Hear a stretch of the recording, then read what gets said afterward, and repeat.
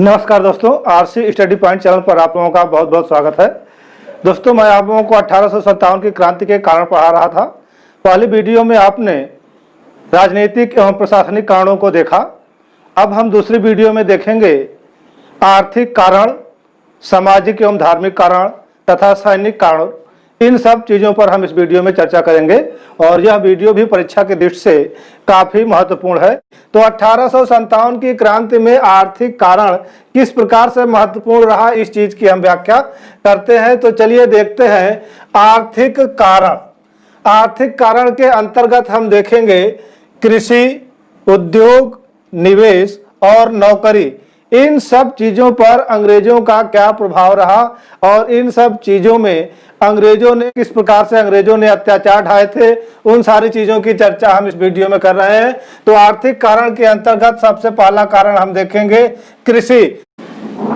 कृषि, आप जानते हैं कि भारत में प्राचीन काल से ही कृषि पर काफ़ी जोर दिया जाता रहा है और आज भी भारत जो है वो कृषि प्रधान देश है। लेकिन अंग्रेजों के समय कृषि पर कितना गहरा प्रभाव डाला था अंग्रेजों ने, जिसके वजह से यहाँ की जो कृषक जनता थी वह परेशान हो गई, उन पर अत्याचार ढाए गए और अंत में किस प्रकार से कृषक जो थे वह किसान से मजदूर बन गए।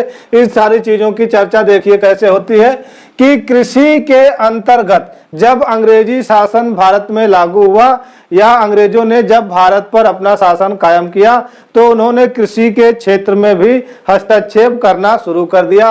उन्होंने क्या किया कि कृषि में सुधार करना शुरू कर दिया। लेकिन जो अंग्रेजों के द्वारा कृषि में सुधार किए गए वो सुधार कम थे, उससे जनता को काफ़ी ज़्यादा नुकसान पहुंचा। कैसे कि अंग्रेजों ने कृषि के क्षेत्र में भू राजस्व व्यवस्था लागू की और दूसरी बात की कृषि का वाणिज्यीकरण कर दिया। अब अंग्रेजों ने भारत में कृषि के विकास के लिए तो भू राजस्व व्यवस्था लागू की, लेकिन यह कृषि के विकास के लिए सही साबित नहीं हुआ, बल्कि अंग्रेजों के लिए एक धन उगाही का साधन बन गया। भू राजस्व व्यवस्था के अंतर्गत अंग्रेजों ने अस्थायी बंदोबस्त, रैयतवाड़ी व्यवस्था और महालवाड़ी व्यवस्था को लागू किया था। अस्थायी बंदोबस्त के अंतर्गत जो जमींदार होते थे वह जमीन के मालिक होते थे और यही जमींदार अंग्रेजों को एक निश्चित तिथि पर ले जाकर के कर जमा करते थे और इसमें कर की दर पहले से ही निर्धारित होती थी। इसी प्रकार रैयतवाड़ी व्यवस्था के अंतर्गत किसानों से सीधे लगान वसूला जाता था और किसान जो थे वह लगान सीधे सरकार के पास जमा करते थे। महालवाड़ी व्यवस्था में यह था कि गांव या गांव समूह के मुखिया जो गांव से कर वसूलते थे वह ले जा करके अंग्रेजी सरकार के पास जमा करते थे। इस प्रकार इन तीनों व्यवस्थाओं के अंतर्गत जो कर की व्यवस्था की गई थी उस कर से अंग्रेजों को तो लाभ पहुंचा, लेकिन भारतीय किसानों को काफ़ी नुकसान हो गया। क्यों? क्योंकि जब यह व्यवस्थाएं लागू हुई भारत में कई जगह अकाल पड़े, किसानों को बोने के लिए अनाज नहीं था, खाने के लिए उनके पास एक दाना नहीं था। तब पर भी कड़ाई के साथ, सख्ती के साथ अंग्रेजों ने क्या किया था, लगान की वसूली की थी और इतना ज़्यादा कर बढ़ा दिया था किसानों के ऊपर कि किसान उसे देने में असमर्थ थे। तो जब किसान कर देने में असमर्थ हो गए और सख्ती से लगान वसूला जाने लगा तो कृषक ने क्या किया कि खेती करना ही छोड़ दिया। और जब खेती करना छोड़ देंगे तो क्या हो जाएंगे, बेरोजगार हो जाएंगे। बेरोजगार होने के बाद क्या होगा कि वह मजदूरी करने के लिए मजदूर बन जाएंगे। इस प्रकार से जो अस्थायी बंदोबस्त व्यवस्था, रैयतवाड़ी व्यवस्था, महालवाड़ी व्यवस्था, भू राजस्व व्यवस्था के अंतर्गत लागू की गई थी कृषि में सुधार करने के लिए, उसका परिणाम क्या हुआ कि कृषक का पतन हो गया, बेरोजगारी बढ़ गई और कृषक जो था वह मजदूर बन गया। इसी प्रकार अंग्रेजों ने क्या किया कि कृषि का वाणिज्यीकरण कर दिया। वाणिज्यीकरण का मतलब है अब जो अंग्रेज थे वह किसानों पर जबरदस्ती दबाव डालते थे कि नकदी फसलों की वह खेती करें। धान, गेहूं, जौ, बाजरा, मक्का, राई, मटर, इन सब चीज़ों की खेती पर अंग्रेज जो थे वह रोक लगाते थे, कहते थे कि आप कम मात्रा में इसको बोइए, जबकि नकदी फसलें जो कपास, अफीम, जूट, कच्चा रेशम, चाय, कॉफी, इन पर वह ज्यादा जोर देते थे कि इनकी खेती आप अधिक भूभाग में करिए। तो जब अकाल पड़ता था तो किसान जब अधिक भाग पर इन चीजों की खेती करेगा तो खाने के लिए वह अनाज के लिए तरसेगा, क्योंकि वह अपने कम भाग पर ही गेहूं और धान और जौ अन्य प्रकार की कृषि करता था, तो उसके पास खाने के लिए अनाज नहीं था। तो कृषि के वाणिज्यीकरण के अंतर्गत भी किसानों का शोषण किया गया और जिसका परिणाम क्या निकला कि कृषक का पतन हो गया, बेरोजगारी बढ़ी और कृषक क्या हो गए, मजदूर बन गए। इस प्रकार कृषि के क्षेत्र में जो कृषक थे उनकी हालत बहुत ही बुरी दशा में पहुंच गई। अब कृषक भी अंग्रेजों से परेशान होकर के उनसे छुटकारा पाना चाहते थे और किसी न किसी अवसर की तलाश में थे, और वह अवसर कहाँ मिल गया, 1857 की क्रांति में। इसी प्रकार अंग्रेजों ने उद्योग में भी हस्तक्षेप किया क्या कि जब अंग्रेज भारत में थे उस समय ब्रिटेन में औद्योगिक क्रांति की शुरुआत हुई और बड़ी बड़ी मशीनों को बैठाया जाने लगा ब्रिटेन में। तो जो अंग्रेज थे भारत में वो क्या करते थे, ब्रिटेन की मशीनों के लिए भारत से कच्चा माल निर्यात करते थे और जो ब्रिटेन में माल तैयार होता था उस माल का आयात भारत करते थे। तो निर्यात कर दिया, आयात के रूप में कपड़ा अन्य चीजें भारत आई, और जो चीजें भारत आई वह क्या हो गई, भारत में जो ब्रिटेन की वस्तुएं आती थी वह सस्ती होती थी। क्योंकि उन पर कम कर लगाया जाता था, अंग्रेजों के द्वारा ब्रिटेन से आई हुई वस्तुओं पर कम कर लगाया जाता था, जिससे हुआ क्या कि भारतीय वस्तुएं महंगी हो गई। महंगी क्यों हो गई, क्योंकि अंग्रेज लोग जो थे भारतीय वस्तुओं पर अत्यधिक मात्रा में कर लगा देते थे, और जिसका परिणाम क्या होता था कि वस्तुएं महंगी हो जाती थी और बिकती बहुत ही कम थी। और इस कम बिकने के कारण जो यहाँ के उद्योग थे वो उस पर क्या प्रभाव पड़ा कि भारतीय उद्योग पतन की ओर अग्रसर हो गया, और ऐसा समय आया जब भारत का उद्योग एकदम पतनावस्था में चला गया। तो इस प्रकार उद्योग पर भी अंग्रेजों का काफी प्रभाव पड़ा। हस्तशिल्प उद्योग, हथकरघा उद्योग इत्यादि यहाँ के जो उद्योग थे वो नष्ट हो गए, और नष्ट होने का परिणाम क्या हुआ कि जो जनता, जो लोग उसमें लगे हुए थे उद्योग में, वो क्या हो गए, बेरोजगार हो गए और लास्ट में मजदूर बन गए। और आप जानते हैं कि मजदूर कितना खाता है और कितना कमाता है। इस प्रकार से उद्योग के जरिए भी भारत का शोषण किया गया। आर्थिक कारण के अंतर्गत निवेश भी आता है।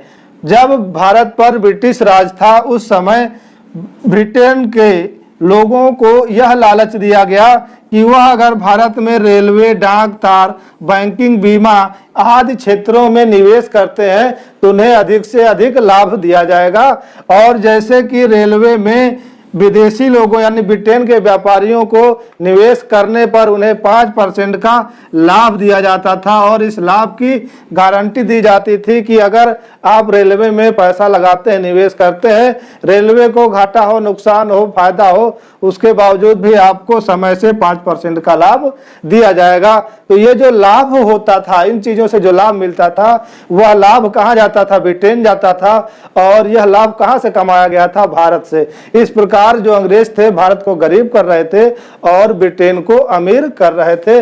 इस प्रकार निवेश के कारण भी भारत जो था वह गरीबी के कगार पर आ खड़ा हुआ। नौकरी अब भारतीय जो थे वह ब्रिटिश शासन में नौकरी भी करते थे, लेकिन नौकरी के दौरान भारतीयों के साथ अंग्रेज अधिकारी बुरा व्यवहार करते थे। उच्च पदों पर उनकी नियुक्ति नहीं होती थी, क्योंकि उन्हें उच्च पद इसलिए नहीं दिया जाता था कि उनके साथ भेदभाव व्यवहार किया जाता था, भारतीय लोगों को बुरा समझा जाता था।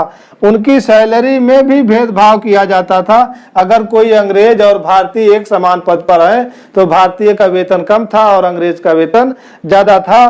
तो इन सब चीजों का भी प्रभाव जनमानस पर पड़ा और वह अंग्रेजों से परेशान हो गई, और जिसके कारण 1857 की क्रांति में इन लोगों ने भी बढ़ चढ़ करके हिस्सा लिया था। इस प्रकार आपने देखा कि किस प्रकार से कृषि के क्षेत्र में, उद्योग के क्षेत्र में, निवेश और नौकरी के क्षेत्र में आर्थिक कारण जो थे बहुत ही महत्वपूर्ण साबित हुए 1857 की क्रांति में भाग लेने के लिए। एक चीज और हम आपको बता देते हैं कि भारत में अंग्रेजों का आर्थिक शुरुआत कहां से हुआ, यानी वह राजस्व की दर या राजस्व लगाना कब शुरू किए। तो आप देख रहे हैं बंगाल, बिहार और उड़ीसा का क्षेत्र, आप जानते हैं बक्सर का युद्ध बंगाल में लड़ा गया और उसके बाद इलाहाबाद की संधि की गई। इलाहाबाद की संधि के बाद अंग्रेजों को बंगाल, बिहार और उड़ीसा की दीवानी प्राप्त हो जाती है। दीवानी का मतलब था उन्हें अब इन 3 क्षेत्रों में राजस्व का अधिकार मिल गया और अधिकार मिलने के बाद 1765 से ही अंग्रेजों ने क्या किया, इन क्षेत्रों में विभिन्न प्रकार के करों की दर निर्धारित करना शुरू कर दिया, जिसके वजह से यहाँ की जनता अत्यधिक करों से दब गई और दबने का परिणाम यह हुआ कि वह अब किसी न किसी तरीके से अंग्रेजों से छुटकारा पाना चाहती थी। अब हम धार्मिक एवं सामाजिक कारण भी देख लेते हैं कि धार्मिक और सामाजिक कारण ने किस प्रकार से 1857 की क्रांति करने पर अपना महत्वपूर्ण योगदान दिया था। तो बात है धार्मिक एवं सामाजिक कारण की। तो उस समय भारत के समाज में कुछ कुरीतियां फैली हुई थीं और उन कुरीतियों को दूर करने के लिए अंग्रेजों ने समय समय पर कुछ कानून पास किए और वो जो कानून है आज के परिप्रेक्ष्य में अगर देखा जाए तो बहुत बढ़िया कानून थे, लेकिन उस समय के परिप्रेक्ष्य में देखा जाए तो जनता ने अंग्रेजों के द्वारा किए गए इन सुधारों को, इन कानूनों को नहीं माना, या उन्होंने यह सोचा कि अंग्रेज जो हमारे धर्म में सुधार कर रहे हैं और इसलिए कर रहे हैं क्योंकि वह चाहते हैं कि हम अपना धर्म छोड़ करके ईसाई बन जाएं। तो उस समय के जो कट्टरपंथी लोग थे उन्होंने भारतीय समाज में व्याप्त कुरीतियों को दूर करने के लिए जो अंग्रेजों ने नियम कानून बनाए थे उन पर इन्होंने प्रहार करना शुरू कर दिया और इन्होंने भारतीय जनता के दिमाग में यह बात बैठा दी कि अंग्रेज जो हैं विभिन्न नियम कानून बना करके आप लोगों का धर्म भ्रष्ट करना चाहते हैं। और उसी उपलक्ष्य में हम आपको दिखाते हैं कि किस प्रकार से अंग्रेजों ने सामाजिक सुधार किया, लेकिन उस सुधार को भारत की जनता ने उस समय स्वीकार नहीं किया था। कारण क्या था कि जो कुछ कट्टरपंथी लोग थे वह चाहते थे कि ये जो कुरीतियां फैली हुई हैं इनका अंत न हो। कार हम सामाजिक सुधार के अंतर्गत देखते हैं कि अंग्रेजों ने कन्या वध कानून लागू किया और यह जो कन्या वध कानून पास किया गया वह 1795 ईस्वी में लागू किया गया। किसके समय? जान शोर के समय लागू किया गया। होता क्या था, जो बड़े बड़े राजघराने होते थे वहां पर अगर कोई कन्या जन्म लेती थी तो उसे जन्म लेते ही मार दिया जाता था, विष पिला दिया जाता था या बोरे में भर करके नदी में फेंक दिया जाता था या गला दबा करके मार डाला जाता था। कारण कि उस समय लोग यह समझते थे कि जो कन्या पैदा हुई है यह घर के लिए एक विपत्ति है। तो इस कुरीत को दूर करने के लिए जान शोर ने 1795 ईस्वी में कन्या वध को समाप्त करने के लिए एक नियम बनाया था। यानी 1795 ईस्वी में जान शोर ने कन्या वध पर प्रतिबंध लगा दिया था। इसी प्रकार सती प्रथा का अंत अंग्रेजों के द्वारा किया गया। कब? 1829 ईस्वी में, जब लॉर्ड विलियम बेंटिंक भारत के गवर्नर जनरल थे। तो भारत के governor general Lord William Bentinck ने 1829 में सती प्रथा का अंत कर दिया। इसी प्रकार दास प्रथा का अंत अंग्रेजों के द्वारा 1843 ईस्वी में किया गया और उस समय भारत का गवर्नर जनरल लॉर्ड एलन बरो थे। तो एलन बरो के समय 1843 ईस्वी में दास प्रथा का अंत कर दिया गया। इसी प्रकार नर बलि का भी अंत कर दिया गया। कब? 1844 ईस्वी में लॉर्ड हार्डिंग के समय, जब यह गवर्नर जनरल थे और लॉर्ड हार्डिंग के समय कैंपवेल के द्वारा नर बलि का अंत किया गया। हुआ यह था कि उस समय भारतीय समाज में कुछ आदिवासी जातियों में यह प्रथा प्रचलित थी कि वह आदमियों को पकड़ करके उन्हें बलि दे देते थे, उन्हें जिंदा काट देते थे या उन्हें एक लकड़ी में बांध करके आग के ऊपर रख करके भूनते थे और अपने देवता को बलि चढ़ाते थे। तो इस कुरीति का अंत कब किया गया? 1844 ईस्वी में लॉर्ड हार्डिंग के समय कैंपबेल के द्वारा किया गया। इसी प्रकार विधवा पुनर्विवाह एवं बाल विवाह कानून पारित किया गया अंग्रेजों के द्वारा 1856 ईस्वी में, जब लॉर्ड डलहौजी भारत के गवर्नर जनरल थे।